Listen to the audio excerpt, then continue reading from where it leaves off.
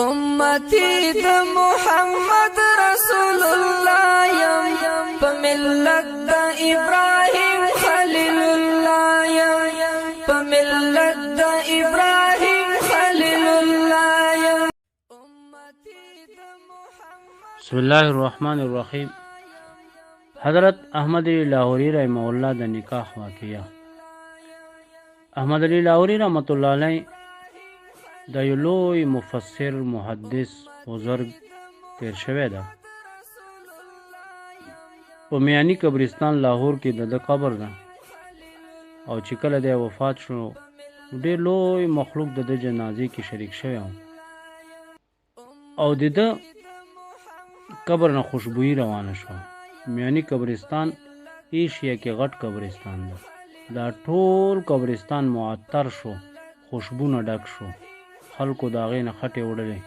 بیا د هغې وخت علماو نیکانو خلکو دعا وکړه چې یا الله دا کرامت پورته کې ورنه د ده قبر به باقي پاتې نه شي.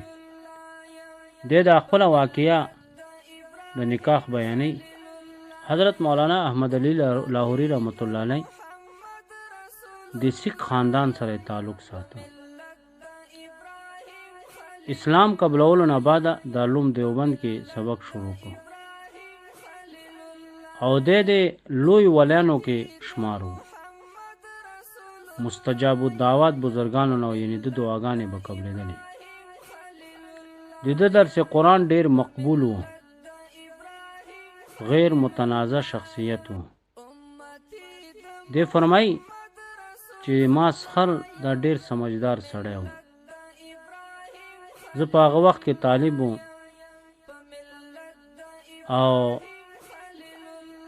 دی وایي چې ماسخر تا خپلې ښځې چې ما خواښې وه وروستو جوړه شوه نو هغې اطلاع ورکړه چې تا لور عمر پوره شوې ده، مناسبه رشته هغه وغواړه چې دا فرض پوره کړو. وایي ماسخر ګرځېده، مناسبه رشته یې غوښتله. دارالعلوم دیوبند ته ورسېده او حضرت شیخ الهند رحمت الله علیه خصوصي دوست و ماسخر.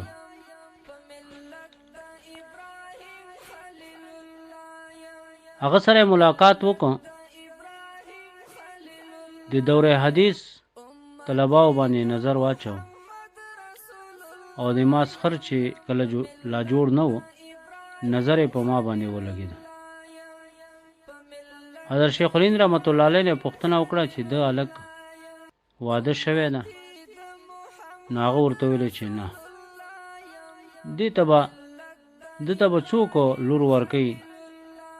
دا خو اوس د سکھ خاندان سره تعلق لاره، مسلمان شوی ده او ډېر غریب ده، مورې لاسیکه ده، هغه راشي مدرسې ته او ده ته زیاړې کوي او بیا لاړه شي او دا غریب چوپ وي، خاموش وي، مور ته جواب نه ورکوي. وسخر مې ورته ویلې چې ته پوښتنه خو دې وکړه، که دی تیار وي نو زه به خپلې لور نکاح به ده سره وکړم. حضرت شیخ الهند رحمت الله علیه ویل چې ټیک ده پوښتنه به ترې وکړو. وایي ما نه چې پوښتنه وکړه نو ما ورته ویل زه خو حضرت بېیار او مددګار بنده یم، که څوک ما خپل زوی جوړ کړي او خپل لور رشته ما ته راکړي نو زه به په دې سنت باندې عمل وکړم. دې نه خوش نصیبي نوره څه جوړېدلی شي، څه کېدلی شي؟ وایي ماسخر ورته وویله چې سبا مازدیګر مونځ نه بعده به د ده نکاح کوو. دی وایي چې زه کمرې ته رالم، ما خپلو دوستانو ملګرو ته وویله چې سبا ما نکاح ده. وایي دا خبر جنګل اور غوندې ټولو هلکانو کې پیلاو شوه. وایي ما ته چا څه ویله. وایي یو ملګري ورته ویله چې تا کومې کپړې اغوستې دي دا خو ډېرې زړې دي، ته چا نه قرض واخله کپړې او واغونده.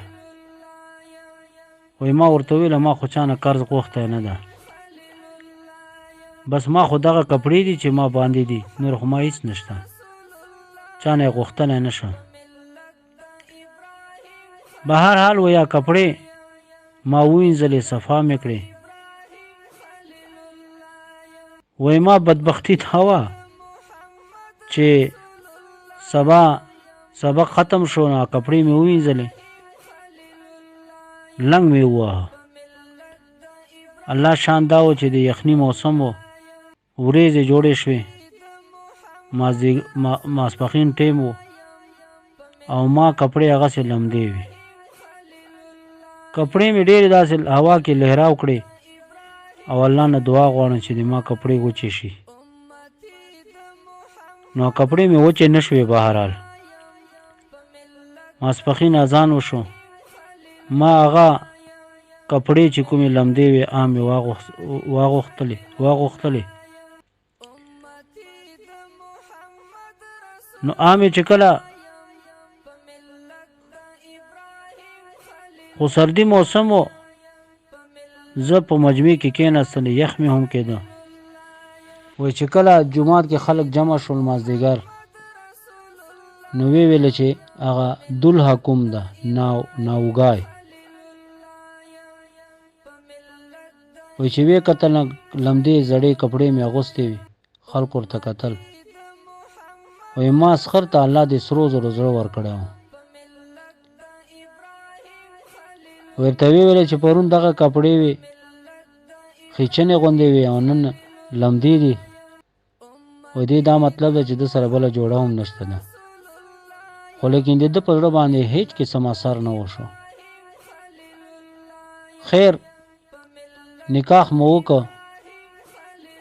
وای زه چې کله دور حدیث نه فارغه شوم، نو ما رخصتي وشوه، یعنې ښځه مې راوړه. نو ابتدایي 2-3 میاشتې دې ما خواته لوږې تندې تېرې کړې، ما سره خو هېڅ نه و. چې څه به ملاو شول خو به مو خوړل، کنې نه و بیا به وږي وو. وایي 1-2 میاشتو نه بعد دی خپلې مور کره لاړه. نو لکه څرنګه واده کړې ښځې ځي پلارګنۍ کره. وایي مور پوښتنه ترې وکړه چې دا کور دې څنګه مونده که، یعنې څه حالت دی؟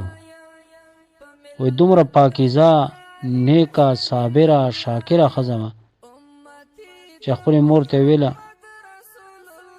چې ما خو اورېدلي وو چې مرګ نه بعده به جنت ته ځم، او زه خو په ژوندونه کې جنت ته تللی یم. الله اکبر کبیره. بس بیا دې نه بعد خو الله تعالی په کور کې برکتونه شروع کړل، چې کله میړه داسې نیک وي او ښځه، نو الله تعالی کور کې برکتونه نازلوي. احمد علی لاهوري رحمت الله علیه فرمیله چې یو وخت هغه و چې په کور کې به مې خوراک دپاره څه نه و، او نن الله دومره کرم ده چې ما دپاره خوراک دپاره طائف نه، سعودي طائف نه میوې راځي، او لوی لوی خلک زما کور خدمت دپاره راځي.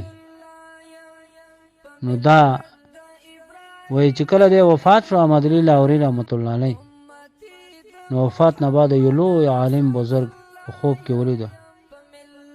پوښتنه یې ترې وکړه حضرت څه جوړ شول، څه وشول؟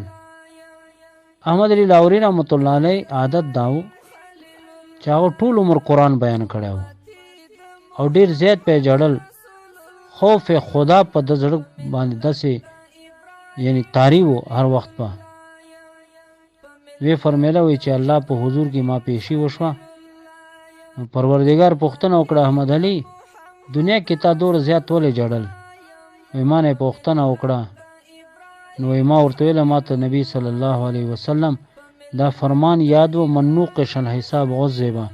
وی چا چې حساب کتاب په آخرت کې شروع شي نو دا په عذاب کې پنساو شو. نو وی په یخ ټیم کې زه بیا ویرېدلم. نو پروردگار وفرمیله احمد علي ته لا اوس ډارېږې، نن د تا د یرې ورځ نه ده بلکې د خوشحالي ورځ ده، ما ته معاف کړی. ما مخکې دا خبره ته وکړه چې د قبر خاوره نه خوشبو راتله زرګونو انسانانو د قبر نه خاورې وړلې او آخر دا قبر به ختم شو دا قبر خټې بیا به په جوړ کړې بیا به ختم شي نو نیکو خلکو دعاګانې وکړي چې الله دا قبر خوشبو دا بند کا نو دا حدیث ته چې څوک ته الله سي الله غته عزتونه ورکړي نو الله تبارک وتعالى دې تاسو مونږ ته نیکی رشتې نصیب کړي دا ډېر لوی فائدې خبرې دي دولت باندې په عہدې باندې نظر مکو ډېر داسې دولتمن خلکو سره رشتې وسی او بیا طلاقونه واچيږي مینس کې او نیکو خلکو په مینس کې چرته هم طلاق نه ورځيږي الله تبارک وتعالى دې تاسو مونږ ته صحیح ایمان